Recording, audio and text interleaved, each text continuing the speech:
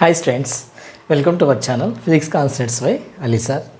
ఈరోజు సెషన్లో మనము ఫేజ్ డిఫరెన్స్, పాత్ డిఫరెన్స్ ఈ మూడింటి గురించి మనం డిస్కస్ చేద్దాం. మొట్టమొదట what is meant by phase అంటే ఏదైనా సరే ఒక పార్టికల్ అది వైబ్రేట్ అవుతూ ఉన్నప్పుడు, లేక అది ఒక ఎస్హెచ్ఎంలో ఉన్నప్పుడు, సింపుల్ హార్మోనిక్ మోషన్లో ఉన్నప్పుడు ఆ పార్టికల్ మెయిన్ పొజిషన్ నుంచి ఎంత దూరం అయితే ఉంటుందో దాన్ని మనం ఫేజ్ అని చెప్పేసి అనుకుంటాం. The distance of a vibrating particle from the main position, that is we are calling as phase. So ఫేజ్కి మనం బేసికల్గా డెఫినేషన్ ఏం తీసుకోవచ్చు. సో ఫేజ్ అంటే ఏ వైబ్రేటింగ్ పార్టికల్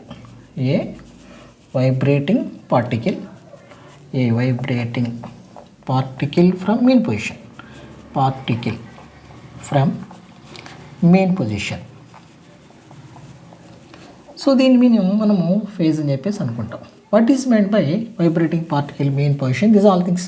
మనం ఇక్కడ ఏదైనా సరే ఒక పార్టికల్ని తీసుకుందాం. ఆ పార్టికల్ ఇట్లా మూవ్ అవుతూ ఉందనుకోండి. సో ఆ పార్టికల్ స్టార్టింగ్లో ఎక్కడి నుంచి దాని డిస్ప్లేస్మెంట్ ఎంత ఉంది? 0. ఇక్కడ ఆ జీరోని ఇక్కడ ఉన్నటువంటి పార్టికల్ పొజిషన్ 0 అవుతుంది. అప్పుడు ఇక్కడ దీనికి ఫేజ్ ఎంత అవుతుంది? ఫేజ్ వచ్చేటప్పటికల్లా ఇక్కడ దీనికి 0 అవుతుంది. ఆ తర్వాత ఇప్పుడు మనకి ఈ పార్టికల్ ఇట్లా మూవ్ అవుతూ ఇక్కడికి వచ్చింది అనుకోండి. ఇక్కడికి వచ్చేటప్పటికల్లా దీని పొజిషన్ ఎంత ఉంటుంది? దీని పొజిషను π/2 ఉంటుంది. ఇదేమో ఇక్కడ π ఉంటుంది. ఇక్కడైతే కనుక 3π/2 ఉంటుంది. ఇక్కడేమో 2π ఉంటుంది.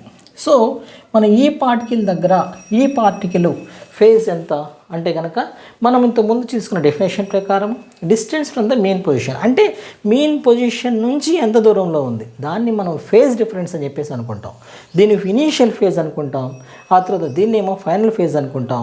ఇప్పుడు ఫైనల్గా ఇప్పుడు ఫేజ్ డిఫరెన్స్ ఎంత అవుతుందో మనకి ఈ ఫేజ్ డిఫరెన్స్ వచ్చేటప్పటికల్లా మనకి ఏమవుతుంది అంటే కనుక ఇక్కడ మనకి ఇనీషియల్ పొజిషన్ నుంచి ఎంత దూరంలో ఉంది దాన్ని ఈ పార్టికల్ యొక్క పొజిషన్ని మనము దాని ఫేజ్ డిఫరెన్స్ అని చెప్పేసి అనుకుంటాం, π/2. సో ఇక్కడ పార్టికల్ ఇక్కడ నుంచి ఇక్కడ దాకా వచ్చింది అనుకోండి, అప్పుడు ఫేజ్ డిఫరెన్స్ ఎంత అవుతుంది? π అవుతుంది. ఫేజ్ అంటే కనుక position of the particle, phase difference అంటే కనుక అది ఇనీషియల్ పొజిషన్ నుంచి ఆ పార్టికల్ ఎంత వైబ్రేట్ అవుతుంది దాని ఫేజ్ డిఫరెన్స్ అని చెప్పేసి అనుకుంటాం. సో మళ్ళీ మనం ఇంకా దీని గురించి ఇంకొక చిన్న ఎగ్జాంపుల్ తీసుకుందాం. ఇప్పుడు మనకి ఏదైనా సరే ఇట్లా ఒక వేవ్ ఉందనుకోండి. సో ఇక్కడ మనకి ఈ పార్టికల్ ఉంది, ఇది ఒక వేవ్ అనుకోండి. ఇక్కడ దీన్ని ఏ వేవ్ అని చెప్పేసి అనుకోండి. ఈ పార్టికల్ ఇక్కడ యాక్చువల్గా π/2, ఇక్కడ π, ఆ తర్వాత ఇక్కడ π/2, ఆ తర్వాత ఇక్కడ ఇది ఎంత అవుతుంది? 3π/2. సో ఇక్కడేమో మళ్ళీ 2π. సో మనం ఇంకొక పార్టికల్ తీసుకుందాం, ఇంకో వేవ్ తీసుకుందాం. సో ఇంకొక వేవ్ తీసుకున్నప్పుడు ఆ వేవ్ మళ్ళీ ఇదే విధంగా ఇట్లా మూవ్ అవుతుంది. సో వాటి యొక్క పొజిషన్స్ ఈ విధంగా ఉన్నాయి. ఇప్పుడు మనం దీన్ని ఏమనుకుంటాం అంటే కనుక ఇప్పుడు మనం దీన్ని బి వేవ్ అని చెప్పేసి అనుకుందాం. ఇప్పుడు మనకి ఈ రెండు వేవ్స్ యొక్క పాత్ డిఫరెన్స్ ఎంత ఉంటుంది? పాత్ డిఫరెన్స్ వచ్చేటప్పటికల్లా 0 అవుతుంది. ఎందుకని? వాటన్నిటిని కంపేర్ చేసుకుంటే ఇక్కడ పాత్ ఎంతైతే ఉందో ఇనీషియల్ పాయింట్, ఇది కూడా ఇనీషియల్ పాయింట్, వాటి యొక్క ఎవ్రీ పాయింట్ పార్టికల్స్ అన్నీ కూడా ఒకే పొజిషన్లో ఉన్నాయి. అందువల్ల ఈ రెండింటిని మనం ఏమంటామంటే పార్టికల్స్. ఇక్కడ ఫేజ్ డిఫరెన్స్ ఎంత అవుతుంది? Δφ = ఫేజ్ డిఫరెన్స్ అనేది 0 అవుతుంది. మళ్ళీ మనం ఇప్పుడు ఇంకో ఎగ్జాంపుల్ తీసుకుందాం. ఇక్కడ మనకి ఏదైనా సరే ఒక పార్టికల్ ఉంది. సో ఇక్కడ మనం ఒక పార్టికల్ తీసుకుందాం. ఈ పార్టికల్ ఇట్లా ట్రావెల్ చేస్తుంది. సో ఇక్కడ 0, π/2, ఇక్కడ π ఉంది. ఆ తర్వాత ఇంకొక పార్టికల్ ఉంది. ఆ పార్టికల్ ఇక్కడ నుంచి స్టార్ట్ అవుతుంది, మనకి ఇక్కడ నుంచి స్టార్ట్ అవుతుంది. సో ఇప్పుడు మరి దీనికి ఫేజ్ డిఫరెన్స్ ఎంత అవుతుంది అంటే కనుక ఇప్పుడు ఏం చేయాలి? మనం ఈ పార్టికల్ని కూడా మనము ఇట్లా యాడ్ చేసుకోవాలి. ఇక్కడ మనకి పార్టికల్ డిఫరెన్స్ ఎంత వస్తుంది అప్పుడు అంటే కనుక ఇక్కడ ఆల్రెడీ స్టార్ట్ అయ్యింది. ఎంతతో స్టార్ట్ అయింది? అది π/2తో స్టార్ట్ అయింది. ఇక్కడ 0, π/2, ఆ తర్వాత π. ఇక్కడికి వచ్చేటప్పటికల్లా మనకి ఎంత అవుతుంది? π అవుతుంది. సో ఇనీషియల్ పాయింట్ నుంచి తీసుకుంటే ఇది ఎంతవరకు ఎక్కడి నుంచి స్టార్ట్ అయింది? 0 నుంచి. ఇది 0 కన్నా ఇంకా ముందు స్టార్ట్ అయింది. అందువల్ల ఇక్కడ ఫేజ్ డిఫరెన్స్, పాత్ డిఫరెన్స్ ఎంత అవుతుంది? Δφ ఈ రెండు పార్టికల్స్ని మనము వేవ్స్ని సెపరేట్ చేస్తే అప్పుడు ఎంత వస్తుంది? Δφ అనేది π అవుతుంది. ఇది ఫేజ్ డిఫరెన్స్. ఇక్కడ ఈ రెండు పార్టికల్స్ ఒకే పొజిషన్లో ఉన్నాయి, అందువల్ల ఈ రెండింటిని ఏమంటామంటే సేమ్ ఫేజ్ అని చెప్పేసి అనుకుంటాం. ఇట్లా పార్టికల్స్ కనుక వాటి యొక్క ఆరిజిన్ చేసి అవి ఎగ్జాక్ట్గా ట్రావెల్ చేయకుండా కొంత డిస్టెన్స్కి ఆల్రెడీ ముందు ట్రావెల్ చేసిన లేదా కొంత డిస్టెన్స్ తర్వాత ట్రావెల్ చేసిన ఆ రెండు డిఫరెన్స్ని మనము ఫేజ్ డిఫరెన్స్ అని చెప్పేసి అనుకుంటాం. సో ఇంకా మనం దీన్ని తీసుకుంటే ఫర్ ఎగ్జాంపుల్ ఇక్కడ మనం వేవ్ ఈక్వేషన్ తీసుకుందాం. y is equal to A sine omega T minus kx. దీన్ని ఏమంటాం మనం ఇక్కడ ఈ పార్ట్ని ఏదైతే సైన్ యాంగిల్ ఉంటుందో దాన్ని కూడా మనం ఫేజ్ అని చెప్పేసి అనుకుంటాం.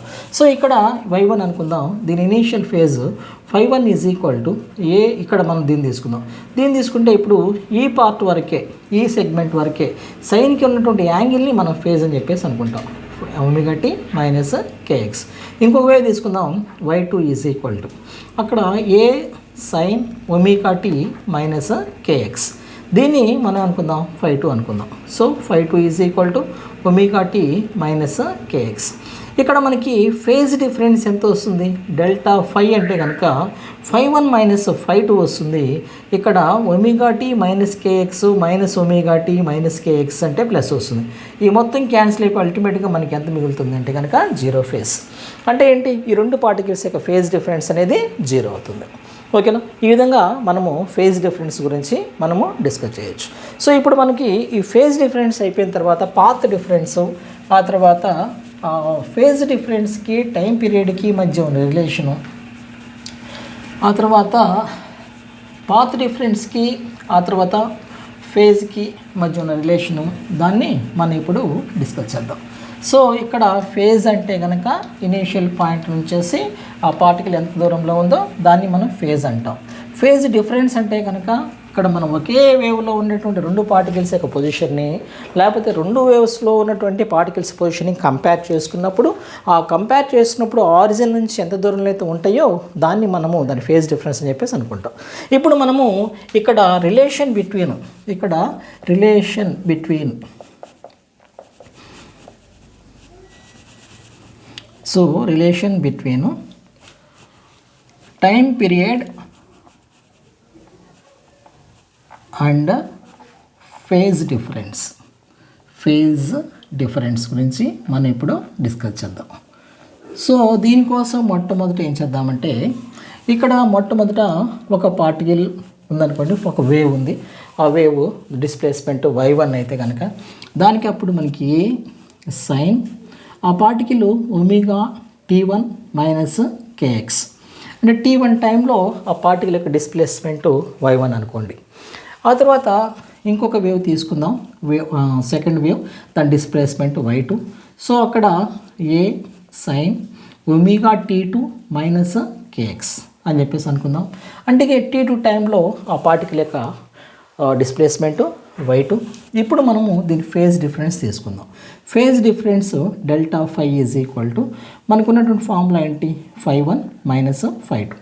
ఇక్కడ ఈ సెగ్మెంట్ని మనము φ1 అంటాం కదా, అందువల్ల ఒమేగా టీ మైనస్ కేఎక్స్. ఆ తర్వాత మైనస్ ఇదేమో సెకండ్ ఫేజ్ అవుతుంది, ఈ పార్టికల్ యొక్క ఫేజ్ ఏమో ఇది. So omega t2 minus kx. ఇక్కడ మన delta phi is equal to omega t1 minus KX minus omega t2 plus KX. ఇక్కడ మనము కేఎక్స్ క్యాన్సిల్ చేసుకుంటాం. ఇక్కడ మిగిలింది omega into t1 minus t2. దీన్ని ఏమని రాసుకోవచ్చు, ఒమేగా ఇంటూ డెల్టా టీ. ఇక్కడ డెల్టా ఫై అంటే కనుక ఒమేగాకి ఉన్నటువంటి వాల్యూ ఏంటి, omega is equal to 2π/t. So ఇక్కడ మనం దాన్ని ఏమని తీసుకోవచ్చు, 2π/t డెల్టా టీ. ఇది బాగా పాపులర్, గుర్తుపెట్టుకోవాలి. సో డెల్టా ఫై ఫేజ్ డిఫరెన్స్కి ఆ తర్వాత టైం పీరియడ్కి మధ్య ఉన్నటువంటి రిలేషన్ ఏంటంటే delta phi is equal to 2π. ఇది గుర్తుపెట్టుకోండి, delta phi is equal to omega delta T, లేకపోతే కనుక delta phi is equal to 2π/t into delta T. ఇక్కడ క్యాపిటల్ టీ అంటే కనుక time period, time to complete 1 cycle 1 vibration. So అది ఇక్కడ tea అంటే కనుక ఆ పార్టికల్ యొక్క ఒక టీ టైంలో అది ఎంత టైంలో ఆ డిస్ప్లేస్మెంట్ రెండింటికి అది ఇన్ఫ్లుయెన్స్ అయింది. అంటే ఒక 10 సెకండ్స్లో ఎంత డిస్టెన్స్ 2 మిల్లీమీటర్స్ డిస్టెన్స్ అది. సో దాన్ని మన విధంగా రిలేషన్ తీసుకోవచ్చు. సో ఇది అయిపోయిన తర్వాత మనం ఇప్పుడు ఏం చేద్దామంటే, సో సెకండ్ మనం ఇప్పుడు ఈ పాత్ ఫేజ్ డిఫరెన్స్కి పాత్ డిఫరెన్స్ డెల్టా ఎక్స్ని పాత్ డిఫరెన్స్ అని చెప్పేసి అనుకుంటాం. ఈ రెండింటికి మధ్య ఉన్నటువంటి రిలేషన్ ఏంటో చూద్దాం. ఈసారి కూడా మనం 2 పార్టికల్స్ తీసుకుందాం.